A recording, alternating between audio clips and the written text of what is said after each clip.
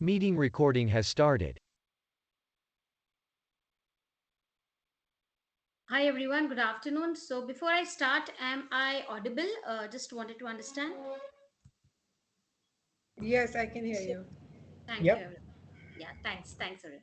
So hello all, very good afternoon. Myself, Ekta Dubey, on behalf of the Brinalytics team and our title partner, Avaya India. We welcome you all and thank you so much for being part of our roundtable, which is CX Impact Digitalks, Digital Transformation in CX.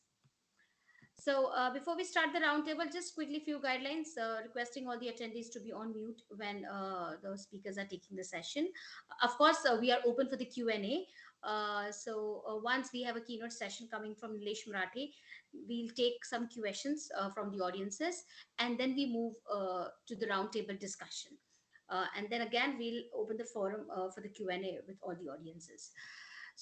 Before we start, I am glad to introduce a title partner, Avaya India. To speak about them, we all know businesses are built on the experiences they provide, and every day, millions of those experiences are built by Avaya. For over 100 years, they have enabled organizations around the globe to win by creating intelligent communication experiences for customers and employees. Avaya builds open, converged, and innovative solutions to enhance and simplify communications and collaborations in the cloud, on premise, or a hybrid of both. So, to grow your business, they are committed to innovation, partnership, and a relentless focus on what's next. They are the technology company you trust, which will help you to deliver experiences that matter.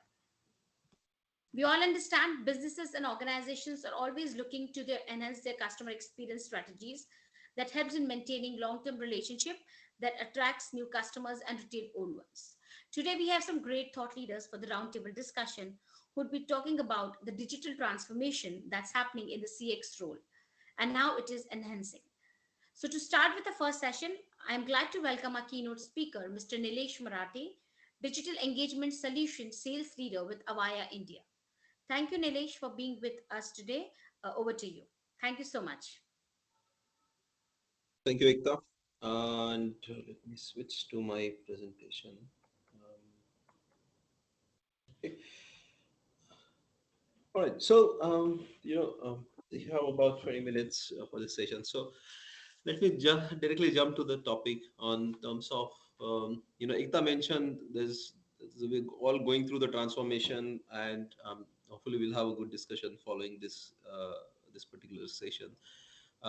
But picking up on the same thing, right? We are going through the transformation because a lot of things are changing around us. Um, right from the technology, the way it is evolving pretty fast, right? The pace is phenomenal at which the technological trends are picking up. And then that is forcing the consumers to,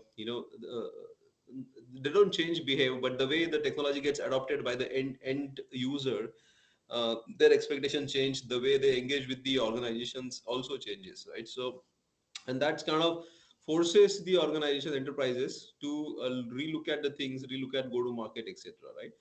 And that poses the challenges. That's a constant thing. It's a constantly evolving thing. But if you look at the all look at this holistically, what are the challenges that you see typically out there? Is the as I said, the technology is changing rapidly. I wouldn't say changing, but it's evolving rapidly, and that is that is causing the effect on the consumer expectations, right? The consumer expectations are changing.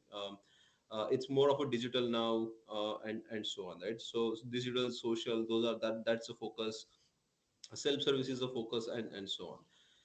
Um, and and we are coming out of the pandemic as well, right? So the pandemic has forced a lot of organization to relook at things, relook at the go to market, and because of the this socio-economical impact, there is a customer attrition. That is one thing that is happening, but also the employee attrition, that is another challenges that is coming up. In fact, the last quarter, if I'm not wrong, I've seen, and this is the feedback that I received from so many of our customers is that the employee attrition was at its peak, in that last 3 months or so. So that poses a challenge in terms of hiring new people and then training them, educating them about the company processes, tools, technique, etc. All those things. And at the same time, the budgets are always, budgets are constrained, and you have to work with whatever you have available, right? So there's several challenges, and even if you look at by the personas, several organizations have the CX practitioners or CX leaders, who are focusing on the not only the customer experience but the revenue, how the revenues are tied up to the customer experience. If your NPS is going up by 1 point, how do you ensure that your revenues go up along with that as well, right? So and vice versa as well. And there are at the same time compliances and other things that needs to focus on, especially when all of a sudden everyone is forced to work from home, and there are challenges like compliance. If there you have agents who are handling financial data, healthcare data while working from home, how do you ensure the compliances of the processes that are in place? There's also several other challenges. And we saw the extremes of the call volume, and the managers struggle with the keeping up with the KPIs, right? The average, their SLAs, from a contact center perspective. So they had their own challenges. And employee, obviously, as I said, attrition is one, but the key challenge that I saw was while employees were, the working from home, that was completely different experience for them. When you are in office, let's say you need some help, you can ask your colleague, or you can raise your hand, call your manager, and get something, your query resolved, right? While you are engaging with the customer, you can't answer something, you can always get help pretty quickly while you are in office. It's completely different when you are working from home. How do you engage? How do you collaborate? Are those are some of the things, right? That the employee faces. And IT is like, yeah, IT has to be everywhere. They have to enable everyone to do their jobs, etc. So they're and everyone has so much of, there is a bandwidth is limited. So IT has its own challenges as well, right? And the way things are evolving, and we have accelerated into the new era, I would say. And what we face or engage with our customers, what we call it as, or the Gartner has coined the term called everything customer, right? What is everything customers is basically a customer who wants everything, right? I remember, a few years back, I'm sure you would have done that exercise of the millennials and behave this way, and there are Gen X and Gen Y and Gen Z's, and their expectations, and how do you engage them, etc., etc., right? But essentially, what the pattern and trend is evolving is basically everyone wants everything now, right? You can't expect, hey, this is a let's say baby boomers who would prefer a kind of treatment, but that's not true anymore, right? Even the baby boomers are the ones who's, I think, if I'm not wrong, born in 60s, 50s and 60s and so on, right? They prefer voice calls, they prefer personal interactions. Look at, I look at my parents and say they are pretty, good at now using Instagram or Facebook, or Twitter for that matter, and they're okay. I mean, the because I would say this pandemic has forced everyone to adopt the digital channels pretty quickly, right? They're on WhatsApp, YouTube, you name it, and and I see this across their generation, in relatives or other family friends that I know. I'm sure you would have noticed that as well, right? So it's not like you categorize the customer and they say, 80-90% of the time they would want only this kind of services or these channels, etc. So that's no longer the case. This is what I see, and the feedback I hear from customers. The everything customers, it sounds to be more true, right? Because everyone wants, all this customer wants everything. You can't really label them, and that's why it's the true service or success of the customer service is not really about providing omni channel, right? We say, hey, okay, I have voice. I have that's how it started. Initially voice, then the multi channels. I have email, web chat, and then the omni channel came in with the digital, social channels, all the context preserved, etc., etc. But it's all about these days is the experience, right? It doesn't matter which channel that you are using. Today we have 5 sets of customer touch points. Tomorrow there might be 8. You don't know, how things will evolve. So now most of the organizations are focusing on the experience because what you feel, that stays with you forever, right? That's the and several organizations are focusing on delivering the experience to the customers while they're engaging with you, right? And you look at the technology stack that comes into the picture when you are focused on the experience, right? There are so many things. Whether when you want to give that experience, you need to be okay. Obviously the channel becomes irrelevant. That means you have to be, you have to have the touch points available to the customers, right? Then how about the video? How about the new things that are coming in picture, right? When you want to provide the experience, you need to make it really really easy for the customers. And when you look at the technological stack, the technology stack, that really goes up, right? And the what happens is, if when the organization tries to do everything on your own, your technical debt that goes up, right?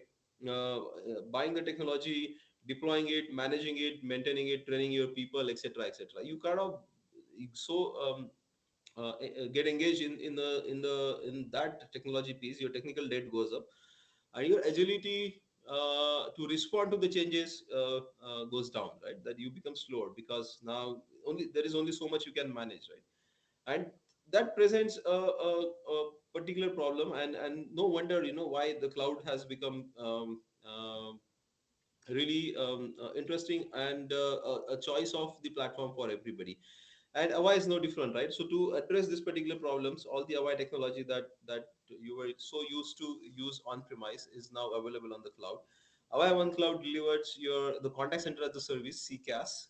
It also delivers the unified communication as a service, which is UCaaS, and also communication platform as a service, right? So all three things are delivered from the cloud, come under Avaya One Cloud platform, right? That takes care of the customer experience as well as the employee experience and brings everything together, right, seamlessly. So that's the Avaya One Cloud. It takes care of your CX, EX, UX on deliver from the same cloud. Not only that, you don't not only just get the Avaya platform, but it is the heart of it. It's the AI workflows orchestrator that facilitate the things for you. You can bring in the other ecosystem partners. You can have the other AI engines that are available from Avaya One Cloud, just like Google, Affinity, your Score Data, Blue Prism, Nuance, Verint. These are some of the partners that are available, where you could bring in certain AI capabilities in your ecosystems and leverage those while serving your customers, right? So you don't have to really and some of the AI technologies are pretty extensive. They take time to deploy. They take time to start using them, and that's where when these things are available right off the shelf from the cloud, it becomes a lot more easier for you to consume, so that you just focus on running your business, managing your business, and then focusing on the technology, right?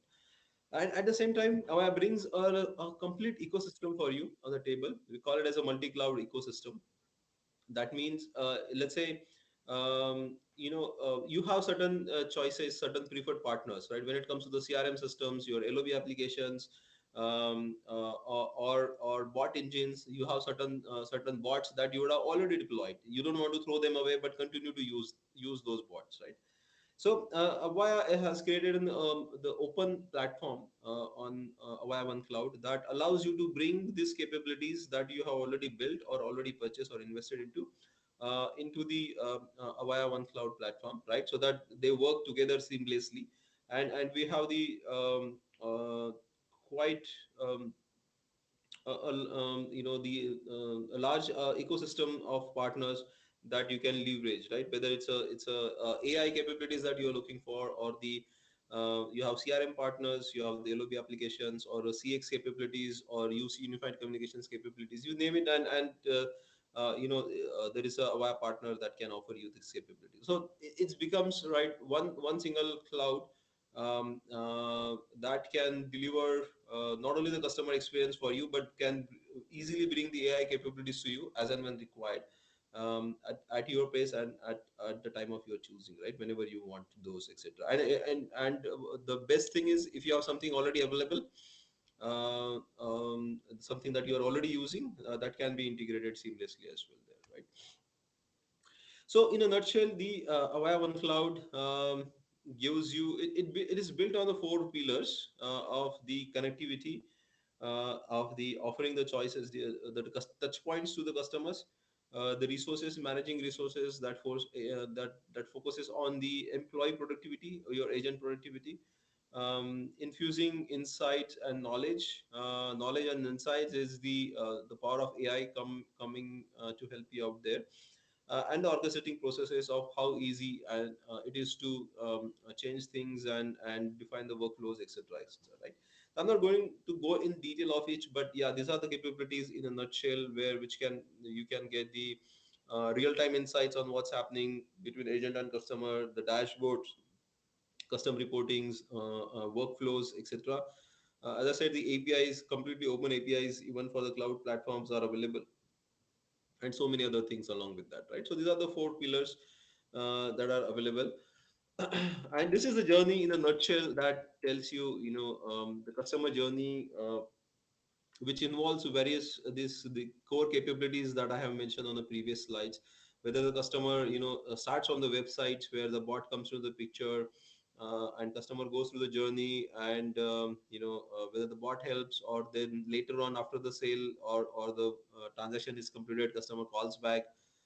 Then the another bot, but this is a voice bot that comes into the picture, which eventually the session can get transferred either from a voice bot or even from the chatbot perspective to directly to the agents, right? So we can use and while routing the call, we can use the contextual routing, attribute based routing. Different routing techniques can come in handy for you, and so on. And at the same times, the supervisor gets notified of what's happening there. If agent needs some help from supervisor can step in. You can The agent gets empowerment from the knowledge, integrated knowledge, so that agent do not have to look for or search for the information.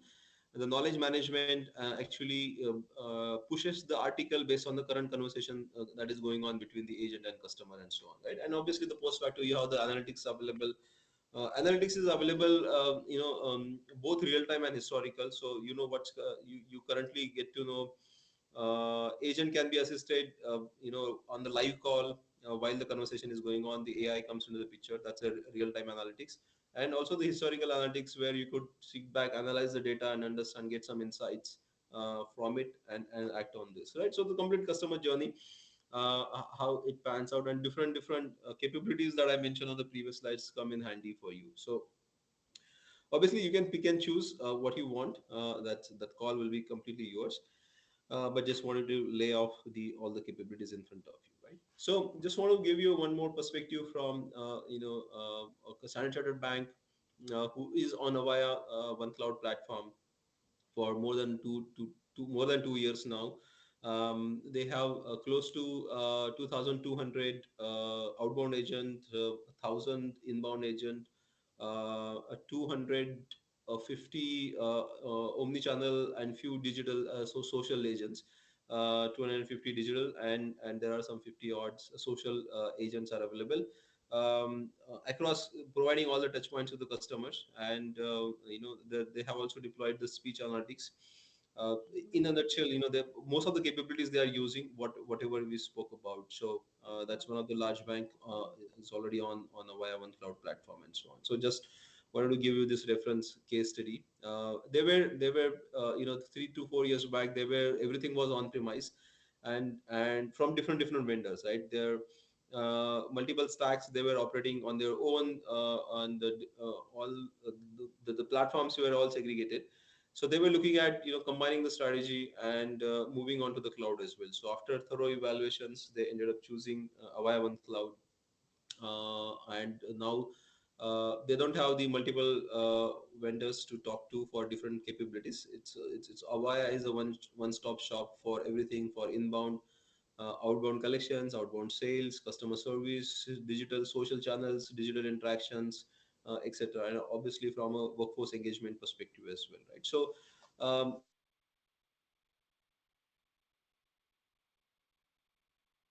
this is the from a one cloud perspective ideal customer. And with that, I'll conclude my session. I think we are almost there on time. So if there are any questions, let me know.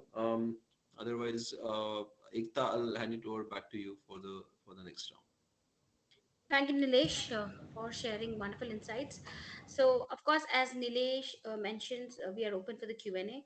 So, audiences, if any questions, please, you can put it to Nilesh. He'll take it from there. We'll wait for a while if anyone has any question.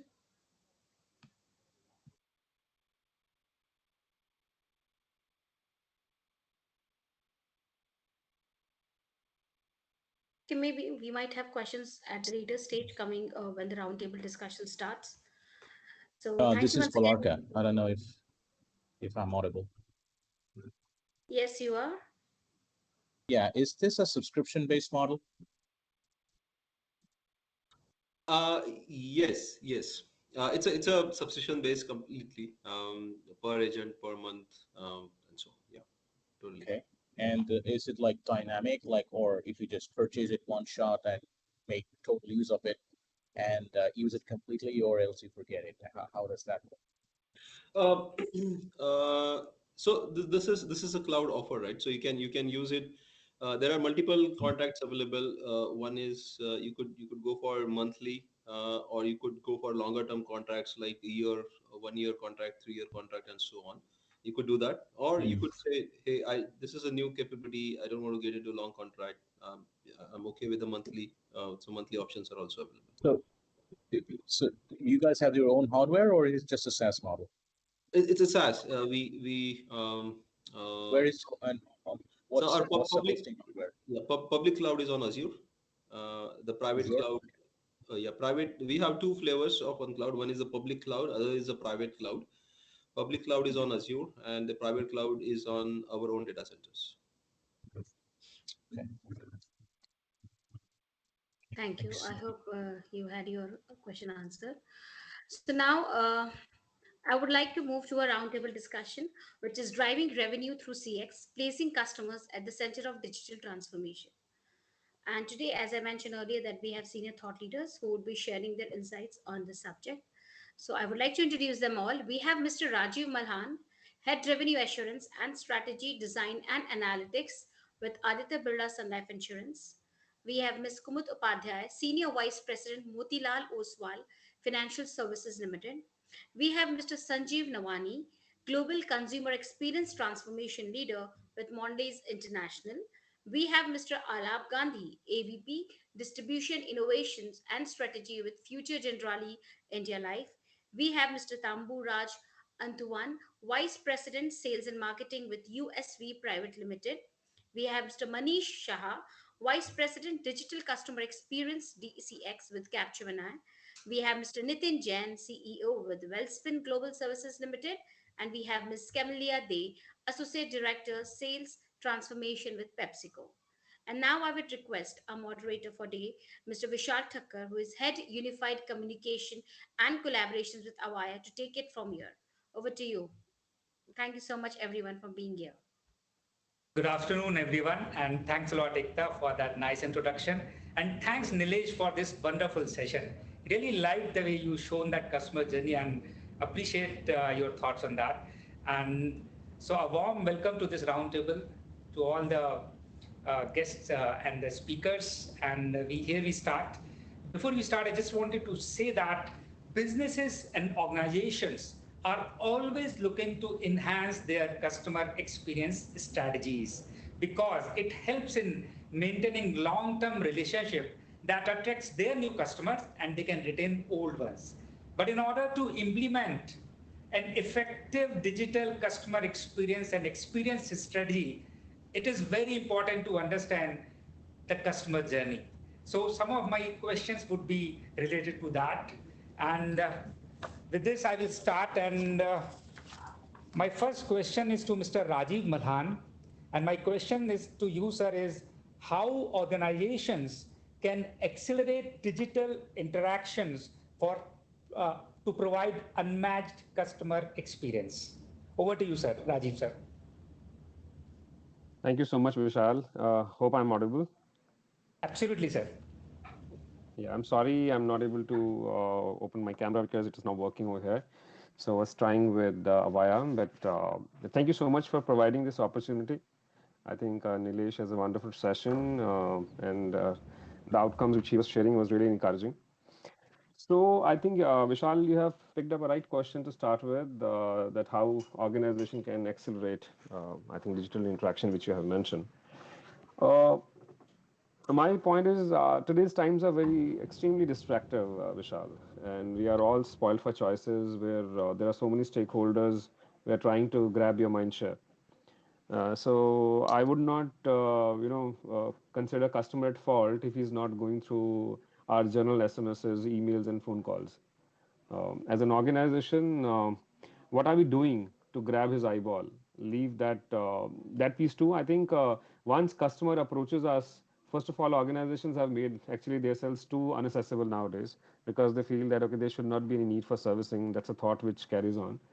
But if by any chance a customer puts all his efforts and he's able to reach up to us, do we have our front end teams fully equipped or empowered to provide immediate solutions? Or normally the answer gets into that, okay, so we'll get back to you. Uh, Coming back to your question, Vishal, I think we all know that we need to have a hyper customized and personalized interactions. But our systems are prepared enough, or have we trained our front end teams accordingly? So that's the question which we need to ask. Uh, Digital interactions can surely be accelerated if we know the pulse of the customer, because the customers things are continuously changing. He's been spoiled with our choices. Now he's not comparing financial services with financial services only. So probably he feels that okay, if pizza can come in 30 seconds, why can't you issue a policy in 30 seconds? Absolutely. Right. So these kind of discussions are continuously on, and most of the times organizations only spend time to find out how the net promoter score is going on or how the interaction of a customer is going on. I think we need to find out that particular question somewhere down the line without asking a customer, where we can feel that how much customer is engaged with us and covering the entire milestone of the total customer life cycle. And then probably we can create some engagements accordingly, which should be very, very personalized to that particular customer, and which can predict, I would say, that can predict the need of the customer rather than when customer reaches back to us and asks for some query or request. I think now the time has come where we should be able to predict it, and we should be able to go back to the customer and start engaging with him or her. I think that's how we can actually accelerate uh, interactions from our side, and then we can find out. I'm sure we'll be able to find out customer is Yeah. getting stick to the brand. Absolutely, Rajiv, sir. I think you're spot on, and I think I really like the way you said that. Okay, we need to create that environment where it's a win-win for all of us, customers as well as for organizations. Mr. Sanjeev Navani, can we have your thoughts on this? Yeah, great. Thanks. Good afternoon, everyone. I think as Rajiv said, that's the right question to start with it. And, I'll go a step ahead from what Rajiv has mentioned.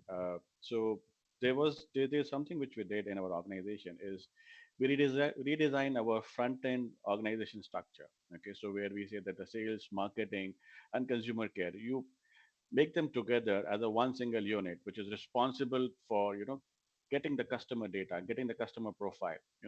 Customer journey is good to have it, you can understand that thing, but one customer profile or one group of customer is important for you for your analytics purpose. That will help you to be ahead of the customer, use that data, synthesize the data and be ahead of the customer in terms of the demand. You approach them more proactively than on a reactive basis. Everybody know the email marketing, SMS marketing has 5 to 10% penetrations to it. So you move out from their things, go to a different area where you can get more bandwidth from the customer. So like in Cadbury we do pilot marketing. Wherever there is new activity is developed, we know based on our data which area we need to market. You know, if you have seen now, there's a Madbury ad which is coming in the market where you have to make your own chocolate based on your need. So those are the elements where you collect the data and then you go back to the customer and use that. That engagement enable your customer experience, to be more visible. So though you're not reacting it to it, but you're using that data to enhance that activity and be more ahead in terms of gaining the customer importance, and then that enables your customer experience. Yeah, Vishal, absolutely, 2 cents Mr. from my Sanjeev. side. Yeah. You just mentioned absolutely right on things, and we all remember the Cadbury's fantastic ads, and they really appeal. And so wonderful to have your thoughts on this. We also have Mr. Manish Shah with us. Mr. Shah, can we have your views on this? Absolutely. I hope I'm clearly audible. Absolutely, sir. Please go on. Perfect. So first of all, nice to see a gathering here. Very interesting topic. And diving into the question, I think there are many factors depending on context, but three or four clearly stand out for me. And starting with a truly frictionless experience. I know it has become cliche, it has become a jargon, but I think there is a lot that needs to be done to provide a truly frictionless experience. And I'll talk about it, what I mean by that. Secondly, a truly unified experience across every single channel that one is deployed. The third very important part, given the digital is still evolving, the trust between customer and the organization on digital channel. And last but not least, we hear about it in many ways, but not a lot has been done, is customer silently screaming, know me better, right? Don't bombard me, but know me better and do something relevant. Now let's peel some of the layers. Eventually, what is digital interaction? Simple promise: make it easy for customer, make it fast, make it convenient, anytime, anywhere, any channel. That's great. But the adoption is directly proportional to the frictionless, unified experience we are able to offer.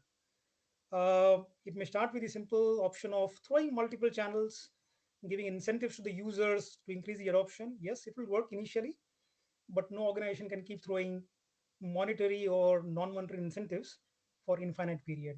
What do you do after that? And that is where the ability to user having experience of unified services products or the complete frictionless experience on any channel is very important. Look at a You situation said it, where, sir. sorry, was there a question? No. I'm saying you said it. You have absolutely spot on for unified customer experience and the trust which needs to be built in. Please go on, sir.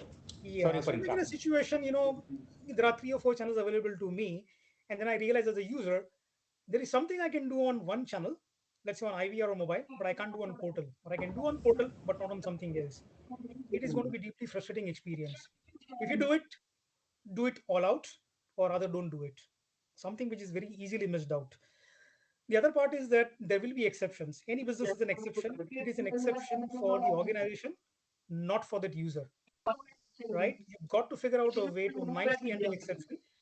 And if you can't, figure out a way to seamlessly switch user to the most appropriate channel without user having to go through a very terrible experience. Very important. Third, I talked about trust. Gone are days when I'm walking into a mall or a shop and all of that. Yeah, it can still happen. I can look at the body language, I can feel touch, people can see me. Digital is a nameless, faceless world. If I know the brand, great. Otherwise, I don't know anything about them.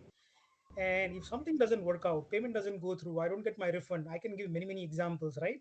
If I lose the trust, it is not the trust lost on that brand organization. I will lose the trust in the entire digital world. It's a big impact. People don't realize this. And last but not least, well, every organization focuses on KYC, know your customer, regulatory reasons, and a lot of other things. Customer is screaming silently, know me better. Don't give me hundreds of emails, multiple SMSs, irrelevant offers, right? At least try and make sense to me. Know me better if I make sense to you, and then come back to me. I think we focus on this, the magic will happen. That's my take. Absolutely, sir. I think very nicely categorized thoughts on this, and really love your views on this. And with this, my next question goes to Mr. Alap Gandhi. Sir, can we have you there? And my question is, what consists of a technology ecosystem which can ensure evolution of customer interactions and exceeding their expectations? Mr. Gandhi, sir, can we have your thoughts on this? Hi, just wanted to check if I'm audible or visible because it seems that my video is lagging and I could hear you all, but I don't think so that I'm visible to you. We can hear you well, sir. We would have been more fortunate if we could see you, but I think please go on, sir. Sure. I thank you for first of all for having all of us here. It's a wonderful kind of experience to understand that how customer experience is being now looked at from across the industry and inside out of it. For me, customer experience and probably this is something what Rajiv also kind of touched upon that while customers are spoiled with the choices, they also do not bifurcate between the same services. Financial services are no longer being compared with with the financial, but with the other aspects of the other industries as well. At the same point of time, I also wanted to touch upon a point wherein while every customer is so it's highly equipped now. Everyone has a smartphone. Everyone has an access to internet, fast internet. Tons of mobile applications. Wherein his subconscious mind is not in a position to kind of to how do I say it? Not in a position to clearly have a boundary. The boundaries are basically now blown off. Today, if I the moment I'm searching or browsing on my Instagram, there's something else. There's a notification which will pop up. I'll jump in directly from Instagram to a probably a Zerodha checking my portfolio. From there, I would get another notification on probably Myntra. I will jump out there. So for me, a particular application is basically compared to another application, wherein I'm not in a clear position to basically keep in mind whether which product, which service, and what purpose that I'm using that application. When we look at to a customer experience, and when you ask me that what is an ecosystem, I would rather say that whatever is so mobile in itself will become the ecosystem, right? One of the other users also talked about that we you have to know me better. Customer needs to be understood in a manner that has never happened yet. Only emails, only SMS, or one channel of communication will not work. So if you ask me, my take in terms of developing an ecosystem which can really help a customer to, kind of come to me, it would be a one platform, uh, wherein he is basically, putting it right next to his daily usable set of mobile applications. I think you have touched the various nice points. Like today, we live in the world of distractions. It's just keep on Absolutely. growing, and I'm absolutely with you. We have Ms. Kumud Upadhyay with us. Ma'am, can we have your thoughts on this, please? Yeah, hi, Vishal, and to all my fellow industry leaders. Thank you for giving us this platform to at least get our voices over here. So I think for me, tech ecosystem is something wherein where I live, you get me there next time. So as a customer, I don't need to remember, right? So that is where it is. Yeah. With respect to how customers perceptions have been changing, I think Rajiv touched upon from reactive servicing to proactive. Now we have reached a stage of predictive servicing.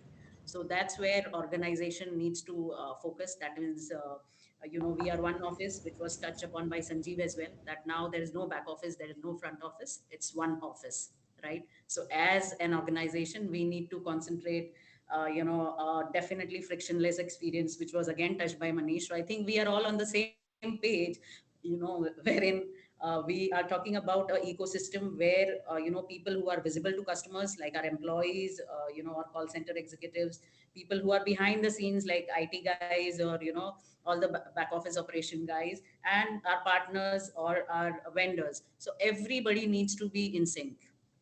So for me, if we are building a technology, definitely that needs to take care of my customers where he was any point of time, and when he is coming back, it should be available to him. So that's the only take that I have as a customer. No, but I think absolutely delightful to hear that that people should focus on their business and technology should be taken care. I think I love that thought. Thanks a lot, Kumud ma'am, for your views on this. Mr. Thamburaj, can we have your views on what consists of a technology ecosystem which can be used to enhance and exceeding customer expectations?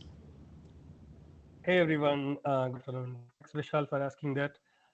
Most of them have repeated. In fact, apart from the users and provider, a seamless interface is one should have clearly. Few dynamics have changed during COVID. The customers are not the same. They are more agile now. Their expectations are different. They've learned a lot digitally. So if you're thinking that the same old dumb customer is calling us, they are not the same. They have 2x times higher expectation from all of us in terms of speed, in terms of offering, in terms of responsiveness, agility, and everything. So we just can't be kind of doing the old way, or we can't just copy the Western methods and do it here. We have to Indianize. Uh, Not only the Western, we can't even copy from China. So we have to kind of innovate our own solutions to our problems. I would also want to say something more is that so I'm coming from a healthcare background. So it's not that, like, for example, if somebody is trying to sell a pill, it's not only pill, it's everything around the pill should be kind of put together as a bundle and then give an experience to the customer. So like, you see the journey of the customer, then probably you can understand what all can be kind of bundled together, right from an appointment to a doctor to a laboratory to a chemist, the home delivery of the thing, that counselings and everything comes together. So if somebody is trying to kind of offer one piece and other things, for other things I have to go to another platform, then that platform becomes redundant and useless. So maybe one should kind of consider from the customer's point of view, what are all the things required to be there in an agile ecosystem, and that should be the solution for everybody. Thank you. Yeah, absolutely. Keeping that focus on customer brings everything right for a business. Thanks a lot, Tambu sir, for your views on this. My next question goes to Ms. Camelia Day. And ma'am, can we have your thoughts on what are the technology solutions an organization can leverage and how it can give better business results while keeping customer experience at the forefront? Over to you, ma'am. Sure. Thanks, Vishal, for that question. And uh, maybe if I might give a little rounded answer, but please bear with me. So, quick 30 seconds introduction for me. So, I am a qualified chartered accountant and a chartered financial analyst. I started my journey with finance, and then I moved into hardcore FMCG sales before moving into this domain of analytics and business process transformation. So a lot of I do not come from an IT background, and I am more of a user of this. I see myself as a user of this solution. So kind of try to put that thinking when I'm thinking about a technology solution. Now, coming back to your question that what technology should be used, right? Let me take a step back and say that in FMCG, our focal point is the consumer, right? It's not even the customer. We make a differentiation between customer, like the Big Bazaar, Spencer's, they are our customers, and our consumers are the end consumers who are consuming that product, right? And this entire FMCG is kind of geared towards providing the right product at the right time at the right price, right? Now, when I'm thinking about a technology solution, it comes from how do I meet these three things for my consumer, right? Am I being priced right? Am I being present at the right place? And am I present first of all, right? Now, coming to the solutions, right? It should originate from the business problem, and everybody is at a different kind of journey, kind of same journey, but at a different stages of the journey, right? And I think Sanjeev also alluded to that when he was talking about his Cadbury experience. Now, if I want to price my product right, what are the technology solutions that I should use, right? There are certain things like revenue growth management, where we are focusing a lot on how do we price our products right, and what are the solutions that we should use for that, right? How do we bring ML and AI into kind of getting the right price for our product? If you're talking about being present at the right place, that means that I should not be out of stock, right? Now, if I don't want to be out of stock, how am I gearing my entire supply chain to have a real time kind of a tracker that I am present, and if I'm not there, and I'm giving a signal to my sales system that I'm not present, and can I have those fulfillment done, right? So in a nutshell, I think the technology solutions will differ depending upon the business problem. And the other way I look at it is, it should not be, siloed intervention. I should think again, like I said, our focus should be being at the right place at the right time at the right price, and everything else should kind of gear towards that. Yeah. Thanks. Absolutely. Yeah, appreciate. And I think you link that business processes with the technology. I think that's the very right thing to do. And Ms. Kumud, can we have your views on this? Yeah, I mean, coming from a varied background of financial services, we are more into money making. So obviously, the see, I mean, my take would be that, any process or any technology you implement, it should be easy for your customers. The journey should be enjoyable, and it should be meeting the needs. So, for example, in our case, what happened during pandemic, people wanted to trade. I mean, they got more time. So see, the onboarding process had to be online, and it was supposed to be the fastest one in the industry, right? So, how fast can we open the account, how easy it is for a customer to just give a minimum documentation and thereby meet the regulatory requirement and open the account. That was something that pulled off very well during the pandemic period. And if you see, in terms of broking industry, the onboarding numbers have jumped, I would say 5 to 10 times more than it was. And especially the crowd came from the two-tier cities. I mean, not from place like Mumbai, but people who can do online trading sitting at home from other part of the India as well, right? So it is always that whatever processes or whatever technologies I am designing, that has to be easy. For example, chatbots are one thing which everybody has put in, but we need to see whether it's actually providing you the solution, or whether your customer needs a hybrid model as well. Because sometimes what happens, if the customer is getting stuck, we need to understand and put the relevant processes in place, where human intervention can also come into place. So it's not always about digital. When it's money, it's about trust, care as well. So personalized experience is also very, very, very, very important. So being in Indian market, I think technologies like AI have been implemented a lot. But at the same time, I would urge that along with that, it should be a struggle free experience for your customer. So we need to make sure that where he is getting stuck, either we automate it properly, or we put some kind of hybrid model that can help them. Absolutely. Customers should get a struggle-free experience. I just love that idea. I think you've absolutely laid down what technologies providers should provide to their customers. I think that's wonderful. We also have Mr. Nitin Jain from Welspun. And sir, Welspun is dealing with big customers like Walmart, Costco. So how are you providing technology solutions to them to ensure business outcome? Over to you, Nitin, sir. Yeah, thank you. Thank you, Vishal. Good afternoon, everyone.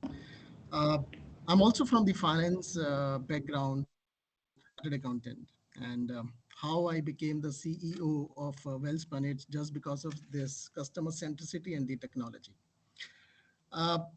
Yes, you rightly mentioned that Welspun is the big group having $3 billion turnover. It's a globally #1 manufacturer for textile segment, and we are dealing with the customers like Walmart, Costco, Macy. So they are really big customers. They are having their own ecosystem, their own SOPs, very strong SOPs, and we are the captive shared services partner of Welspun Group. I'll just share the practical example what we did in Welspun, especially to serve our customers like Walmart, Costco. So one of the major issues was the export documentations, and whenever we were required to submit the exports documentations to these customers as per their SOPs. Unfortunately, because the entire process was manual, so we invested on the bot. And by the way, in Welspun, we have our bot, and its name is Chitti. and it's a trademarked bot. As of now, Vishal, 80% of my customers' invoices, 80% of my exports documentations are made by JT, and it's an integrated system with my ERP. And entire reconciliation with my customers as well as my books of accounts is done by JT. Entire revenue recognition is done by JT. So it's not only helping us to reduce our overdue at Wellspun, it's also helping us to give the best-in-class experience to our customer, because they are getting their documents on time. There is no damage charges, etc. So through these ways, we are helping our customers by using this technology as well as this hybrid system, something on the manual side. Sir, believe me, sir, you are using technology at the fullest when you say that 80% of work is done by bots. I'm really delightful to hear that. My next question is goes to Mr. Manish Shah. And sir, we want to ask you, does it make sense to have CX as part of the core strategy for any organization? And what are the possible advantages for this if we do so? Over to you, Manish sir. Well, actually, I'm surprised with this question. The answer is absolutely yes. And a very short answer why? Yeah, if you want to be relevant, if you want to survive, if you want to grow, the answer has to be yes. But let's dig a deeper. I mean, what it means to have customer experience is the central part of your strategy. At a very, very high level, the organization exists simply because of one reason: they have customers, and hopefully profitable customers, right? But even if you're not making profit, you do require customer to survive. Okay, one fine day, if you're having good products, good services, you will make a profit. But is it good enough? Maybe it was 15, 20, 30 years ago when it was pretty much a choiceless market, a seller's market, and people can get away, organization can get away by providing a product or service good enough, and customers are probably happy. Today we have heard multiple times, and we all experience, we are spoiled for choices as a user, as a customer, and pick up any category, B2B, B2C, any industry, and I'm willing to bet that pick up two or top two or three, with some exceptions. There is nothing much to choose between the quality, the price point, and other factors between products of company A versus company B versus company C, right? So then, how do you get their mind share? To me, earlier it was probably brand loyalty, branding, and all of that. Today, it is replaced by customer experience. The experience that organization is willing to give, able to give to me as a user, is what is going to decide whether I go to organization A or B, assuming everything else is more or less equal, right? And when you realize this, it's a tall order, by the way. I'm not making any light of this. This is not very easy to deal with. But when you understand this, what I would expect is that every single function within an organization, every single process, every single thing that you do will start aligning towards only one single goal: how do I improve experience of my customer? Now it's very easy to figure out the first order effect, right? Somebody in IVR call center being responsible, it's very easy to understand. Imagine your back office, imagine your supply chain somewhere, in goddamn places. They impacting experience is a very difficult to understand phenomena. But unless and until we figure that out and entire organization works along that line, it is going to be very, very difficult. On the contrary, if you do that, look at what is likely to happen, the art of possible. Today, if a user wants to buy something, they have price point in mind, requirements in mind, they start looking for it, look at certain products, figure out what works for them, and choose the organization. Generally, that's how it works. What if I wanted user to come to me as an organization because I am what I am, not because they were looking for certain product? I want them to believe that if it is my product, my service, they have to come to me. There has to be a need. Today, very few organizations like Apple are going to be able to do that. Loyal customers of Apple. Forget about whether they require something or not. If it is from Apple, I better have it. Is it only the product? I don't think so. Of course, it's the product, right? But the kind of service they give is absolutely phenomenal. One of the largest e-commerce website, right? We all know they were mandated from CEO downwards. Every single person has to spend 2 to 3 days taking nothing but customer call. Are they crazy? No, they are not. Or they actually do it, huh? By the way, because they want to make sure no matter where you are, which part of the world, which function, you better know that whatever you are doing eventually is going to be impacting customer, right? So I think answer is very clear. I think you have given the right examples of what it takes to be a successful organizations like Apple or maybe the largest consumer website, e-commerce site. But that's how it makes the difference than when you put your focus on your customers. Absolutely good to hear, Manish sir, on your views on this. Now we go to Mr. Tamburaj, and sir, can we have your views on this? Yeah. Um, Hi again. So as I told you, COVID, post-COVID customer, now you can say now digital era customer. So they're more aware, they're more well-informed, at the same time ill-informed. They have Google Baba for everything, their comparison. They're more conscious than others. So therefore, customer satisfaction should be the core strategy indeed. But it should not be the only problem of the front end or the sales or the marketing. It should be kind of flowing seamlessly across the value chain, which doesn't today. If you ask any company in the R&D person, do you know what your customer wants? No, I don't know. I just work on some project based on the feedback given by the marketing guy. I mean, who is he? Marketing guy is not your customer. The customer is sitting elsewhere. Have you ever interacted? Do you know his first-hand experience? It's not only the problem of R&D, it's also the problem of everybody in the value chain. So, but that's a very old phenomena nowadays. Example, my organization, across value chain, from the top to bottom, all of us are all oriented towards the end customer and their expectation and the usage. I think going forward, this is going to be the future. If everybody is knowing what our customer wants, then we will become probably bit more innovative, bit more differentiative in our offering. We will not be just kind of offering the same me too solutions which others are giving, because there will be a differentiation coming at every point. Everybody will start contributing. We also talk about something called, in the similar line, sentient organization. I mean, all of us are all fluid enough. All of us are all talking to each other, but towards one goal, which is the customer expectation, customer enhancement, or the wow feeling what a customer can exhibit by using our company's products or services. So, so therefore, this is going to be the future. Um, in fact, like we are making our brand plan, we are making our strategy for the next year. We don't consider only the acquiring of new customer as our strategy. Acquiring new customer is one bucket of the strategy. Retaining the existing customer is one important bucket, and maintain long-term relationship with our existing customer is also another piece of the strategy. These three together, they become the future strategy of the company. I don't want work on one piece in silos. Actually, the cost of everything is different. Cost of acquiring a new customer is very, very high, while cost of retaining an existing customer just by knowing a little bit more about him is Sir, your voice much is breaking cheaper. a little bit. Is it only for me or anyone else could also hear that?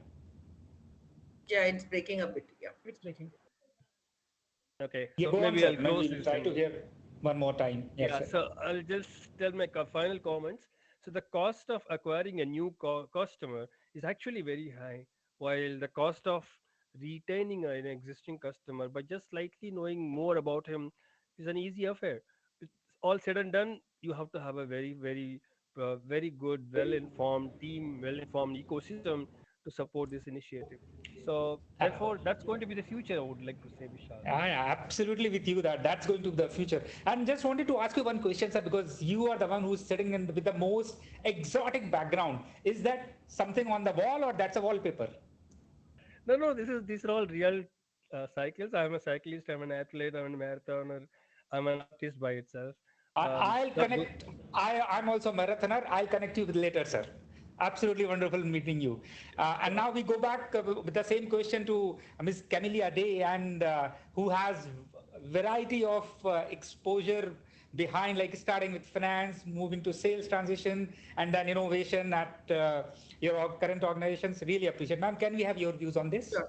Thank you. And I think the subject has been very well covered by the earlier speakers. So some pieces of my thought in it, right?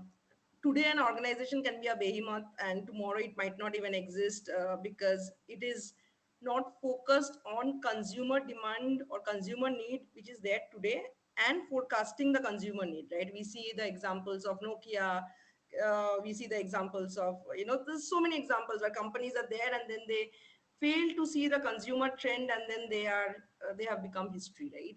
Now, in our industry or in any industry, it's not only the consumer demand today, what people want today, but where are we also able to predict where they are shifting. Now, the great example, for example, in this pandemic, right?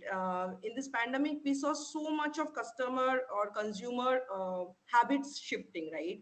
And we saw this entire plethora of all immunity products being there in the market, right? And this is kind of going with the flow. The next thing is that, can we predict the flow, right? What is here and now obviously is there, but can we predict the flow and can we move with that? So absolutely, the answer is yes. Obviously, we need to have customer or consumer at the heart of all our strategy. That's the reason we exist. But also, can we also see where they are moving, right? Are we able to pick up the nuances and see where consumers are moving, right? For example, a lot of being is said about millennials and their concern about sustainability. Now, PepsiCo has very recently launched completely recyclable bottles in Poland, right? Now, are we able to move with how consumers are thinking and predicting what my next 5 years or 10 years people would be wanting? So that's one part of it. Um, Also want to highlight another part. So obviously consumer is one side of it, but also there are internal customers or stakeholders, right? So when we are building a product, so for example, if I am in analytics, I'm building a product for, say, a supply chain, are we also taking their point of views or keeping them in my mind when I'm building it for internal customers, right?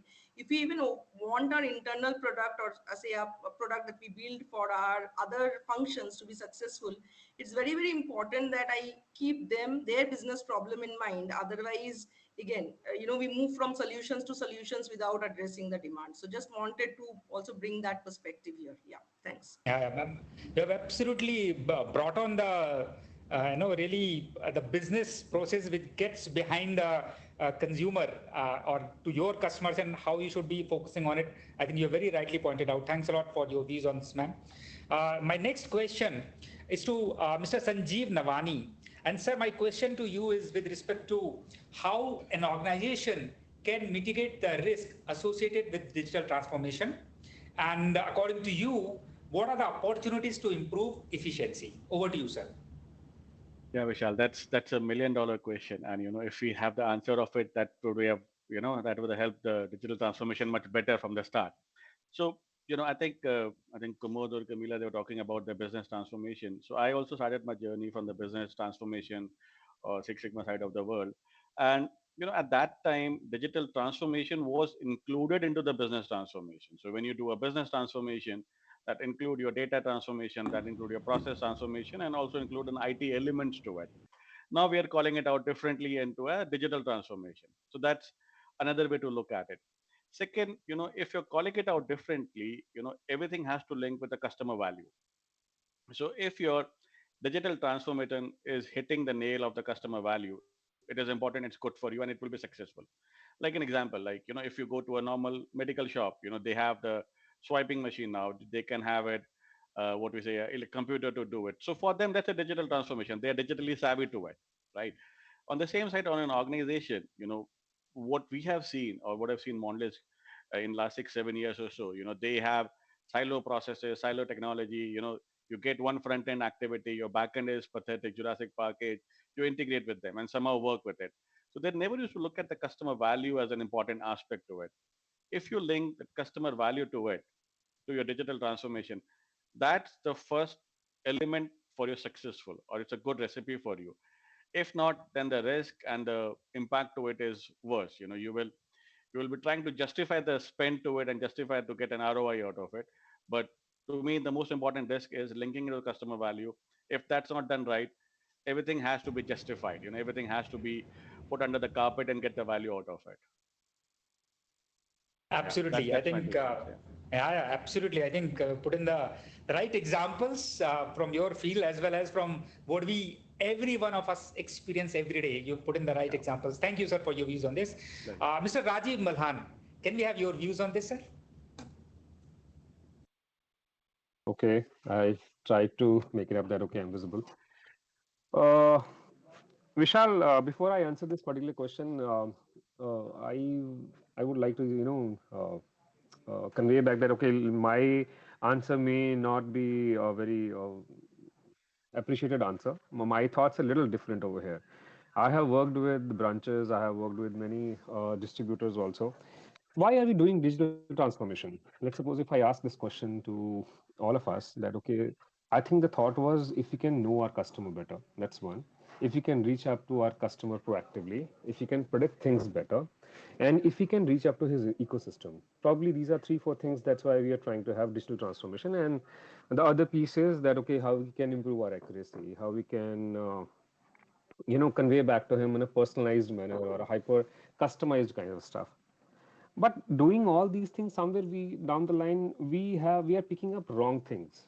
What I feel is probably I think there was some discussion which was going on. Customer is saying that know me better. Do you think that, okay, we are not aware about the customer, the kind of analysis which we are doing? We know each and everything of the customer, right? The way he spends, the way he is, wherever he is going. I think we know and more than whatever probably customer is aware about.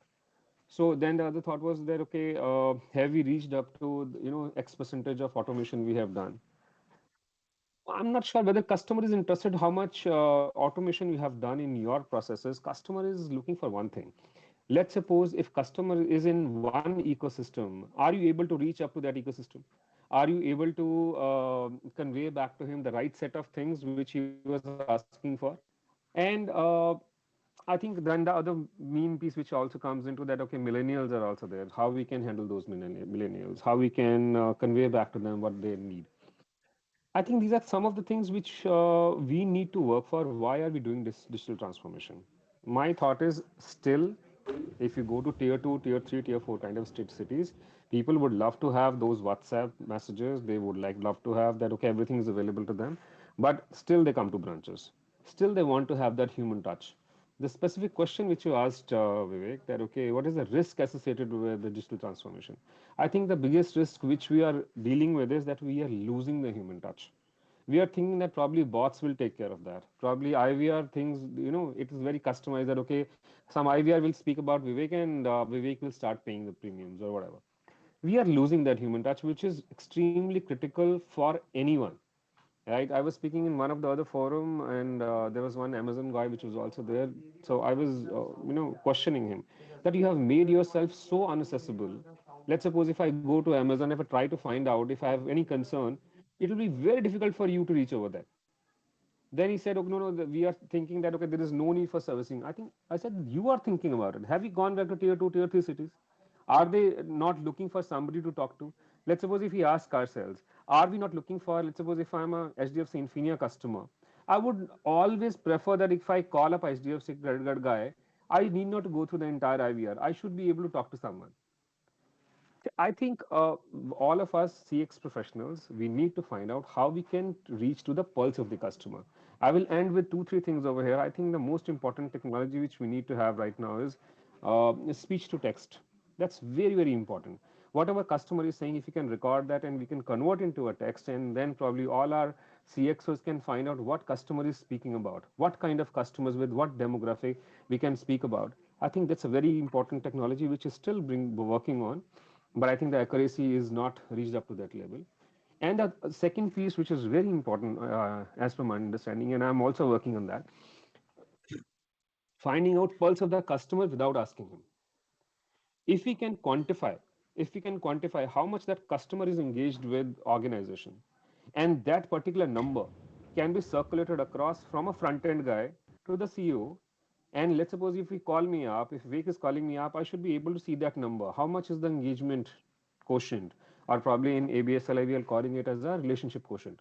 So we have developed this in-house machine learning and AI-based model, where let's suppose if some customer calls me up, or if I'm calling that customer, that is one number which is available with me.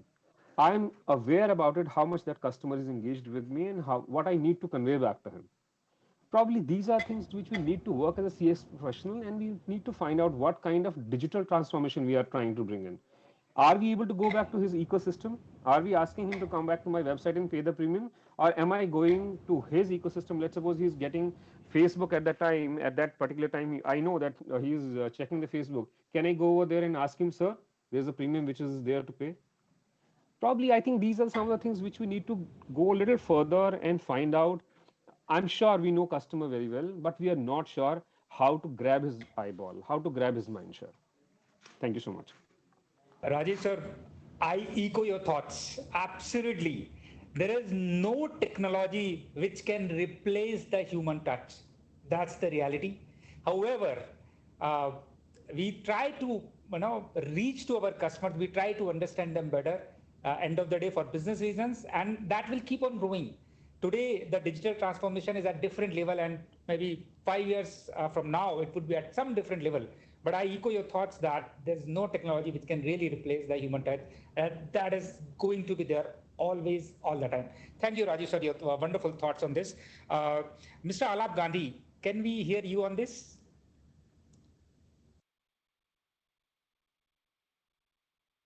Sir, are you there? Yeah. Can you see me? Can you hear me? Absolutely, sir. Please go on. Yeah. Thank God to this digital transformation which I just did by switching my network, and I like that. Now I'm basically reaching out to my customers slash audience in a much better way. I think that is something which is we always have to kind of bring this. Looking from an OB perspective, from an organization perspective, I think the biggest risk comes when in different teams are running in different directions. We whatever that we want to do achieve via digital transformation, whether we want to implement any CX program, whether we want to implement any of these latest technology which will help reaching it will help the customers to reach me in a better, faster, quicker, efficient manner. At every point of time, one thing which will stay common is that how my organization is receptive to all of these. I have few of the key teams ranging from sales strategy to marketing to customer service to IT and BI. If one thing that can be put in common in their performance management as a CX and then evaluate thoroughly, I think that's how we would be in a position, rather we would be in a much more better position to give back what a customer needs. Today, we implemented this approach in our organization, and we are trying to basically evolve ourselves as well. In a very similar fashion, what Rajiv was talking about it, coming at to a particular number, assigning it to a particular customer and see that how big. And we did that. We are now giving it back to the field. At any point of time, the field is going to the customer. He knows that he's the goal. He knows that where he needs to spend more amount of time, where the customer service person, whenever the customer calls into a customer care, he understands that he needs to be answered in a better way, not calling that one customer is slightly lesser important than the others, but obviously it will make much more sense in terms of how do we interpret what the customer is. So I think this is a piece where we all would get a better outcome if the synergies are worked together. Absolutely, absolutely spot on, sir. Gandhi sir, wonderful to hear your views on this. And with this, we are done with the questions for the roundtable, and now it's time for a surprise question. This was not known in terms of not planned really, but we are also talking about all the customers, and we have spoken about customer journey. We have spoken about a lot of things with respect to digital transformation. But this surprise question is with respect to the internal customers. We all deal with our own organizations every day, all the time. The question is, how are you ensuring CX to your internal customers through technology usage? And I would like to ask this to Mr. Nitin Jain. Can we have your thoughts on this? Yeah, thank you, Vishal. So yeah, it's a right question, especially for us because we are the captive shared services. So Okay. Vishal, although we are captive, but when it comes to the SLAs, KPIs, we never consider ourselves a part of Wellspun. We always consider ourselves as a third-party service provider, and we always consider the Wellspun Group companies the third-party customers. So I'll share the again the live example what we are doing here. Uh, we are preparing earlier, we used to prepare our SLAs, KPIs through the manual way. And as I told that we are treating them like the third party customers, we are preparing the, real time dashboards on the SLAs, KPIs, where we are going to cover more than 200 KPIs and the SLAs. And the idea was that my customer, they should be able to track me on a real time basis, what I'm doing and through their shared services center. I'll share the another example. In all our signatures, there is a link where the customer, especially the internal customer, they can give the, you know their feedback, whether positive and the negative, and it is linked with the with some dashboard, and which will, the moment someone is giving any kind of feedback, we are tracking our NPS on a real time basis, and if there is any negative feedback, my office personally is calling them, and they are doing the corrective and the preventive actions. So yes, external as well as the internal customers both are gods, and it's important to take care of them on a real time basis. Absolutely. I think you have given the right examples to your internal customers using innovations, and that's really wonderful. With this, we come to an end of our roundtable, and I would like to mention some of the points here that customer experience expectations will continue to change radically over the next few years. So, because change is the only thing which is constant, that's not in our hands. But focusing on digital transformation on the customer experience forces companies to address, empathize, and understand all the touch points in which they interact with customers every day, because businesses are built on experiences, and it's experiences which matters a lot, and that's the game changing for today's world. With this, I end, and over to you, Ekta, for any questions or other remarks. Thank you so much, Vishal, for moderating the panel wonderfully. So, of course, as Vishal mentioned, we are open for the Q&A or any insights that have been left or you would want to add. So, yes, everyone, please, we are open for the Q&A. And before, like, if all questions are welcome, but if anyone would like to share any use case from the live example perspective, it's also more than welcome, sir. We would like to hear from you. Yes, of course.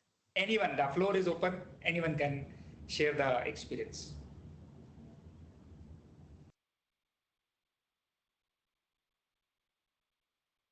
We'll wait for a while. Alap was there. So Alap, if you can convey back what exactly are you doing for the particular quantified number which you are sharing? What exactly are you preparing and sharing back to the team? Can't hear you. Typical mistake when you are speaking out loud while you are on mute. And we habit into this entire COVID work from situation that you yourself on the mute, then you are then speaking. So I think Alap, you're breaking. Am I audible now? Am I better? I'm in a very poor network today. Yeah. I hit my camera so that I'm heard better. Yeah. If you can move little close to microphone, would be we can hear you a little better. Is it audible? Is it okay? Absolutely, much better. In terms of so with the help of our BI, so it's a collaborative approach which we have taken internally with the respective other team members into the play. We have redefined how we are looking at to a customer. It's still the working model, and what we are trying to do is understanding the different touch points, understanding the amount of conversations that we are having along with the customers. We are taking them into different buckets, and the same sort of information is now being passed on back to the field, to the teams who are being answering the calls, who are on the field meeting customers on their queries, making them understand that what category of customer that particular what category that person lies in. This would help us going forward, right from cross-sell to optimally utilize his tenure with us, helping us with amount of time when his policies are mature, he's going to buy some new policies from us, and so on and so forth. Have your relevance testing is done, I'm sure. How are the results coming out? What is the accuracy level? Are So you trying that's to find something out? which is, yeah, that's something which we are still kind of working on, Okay. but looking forward to have a have a round of round of applications run, and will by the starting of the next year, I think we should be in a better position to take it off on a full scale basis. Good. Great.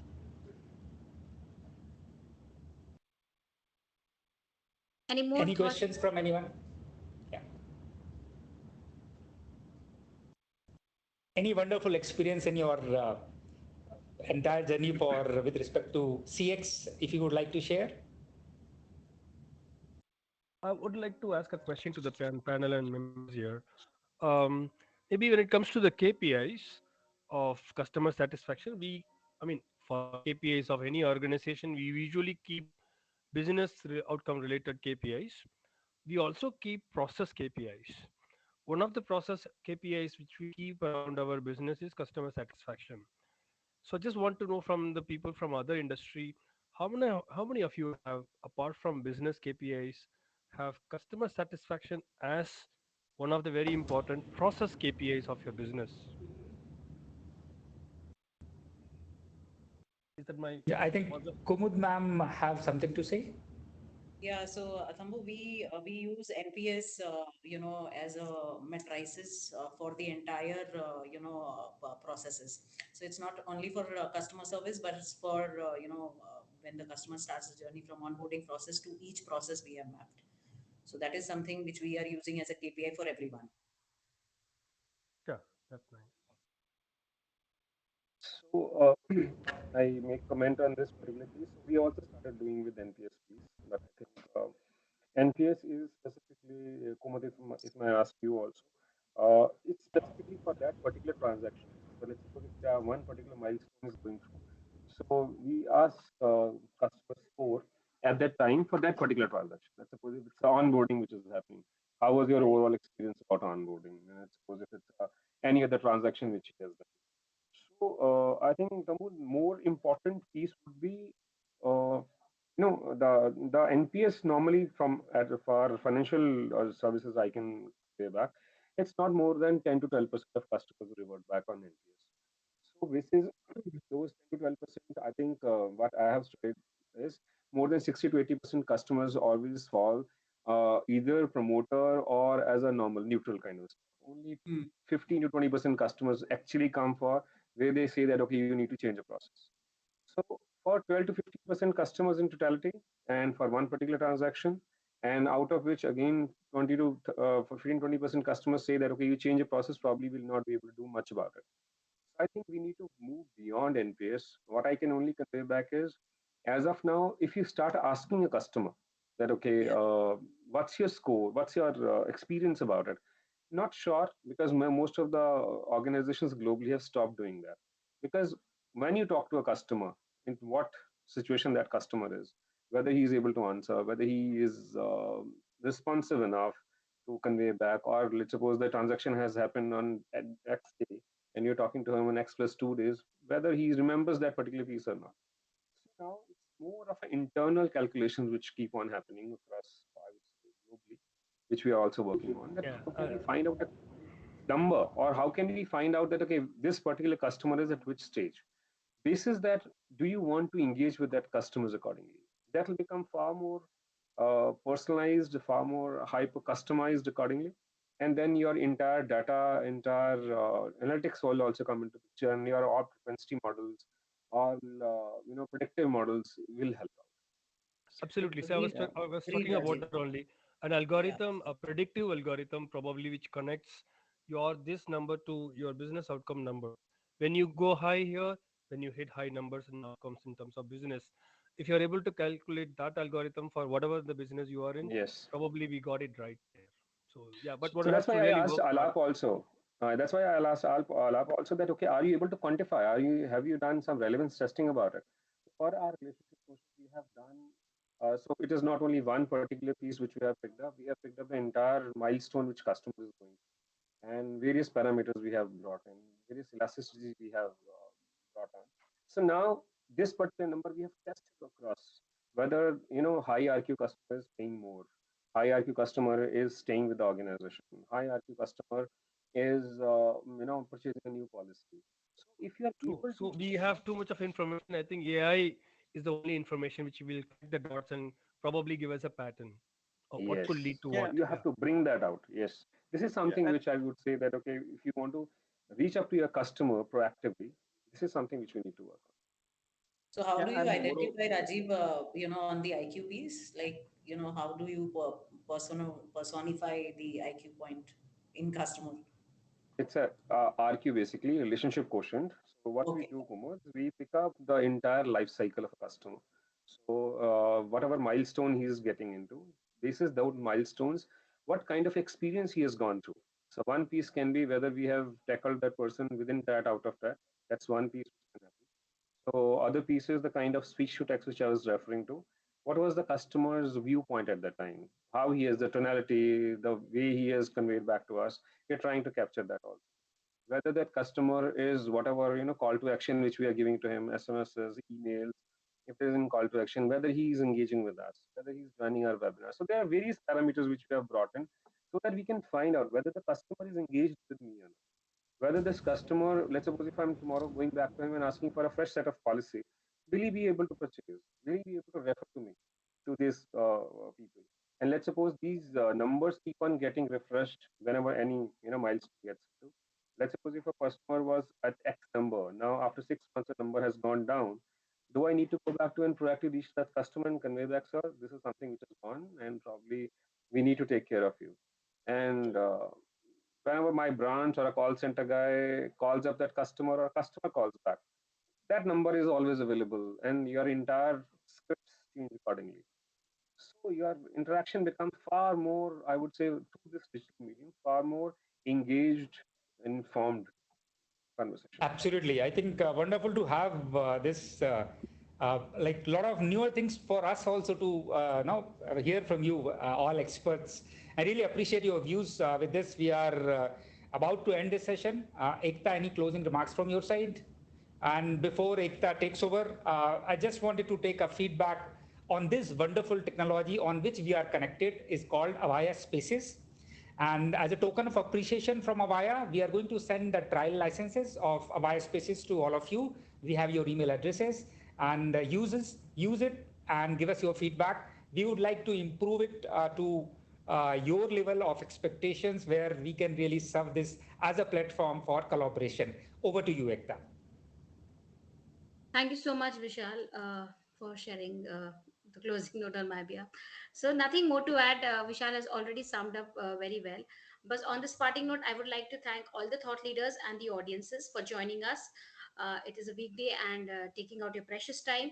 All the thought leaders, thank you so much for sharing wonderful insight. It was really great having you all. And we would be sharing the entire video session by tomorrow evening or by Saturday morning. And also we would be connecting with you once again. We'll be sharing the certificates of appreciation with all the thought leaders. And also, as Vishal mentions, that we would be happy to reconnect with you with the Vaya team for one-on-one brainstorm session to know more about them.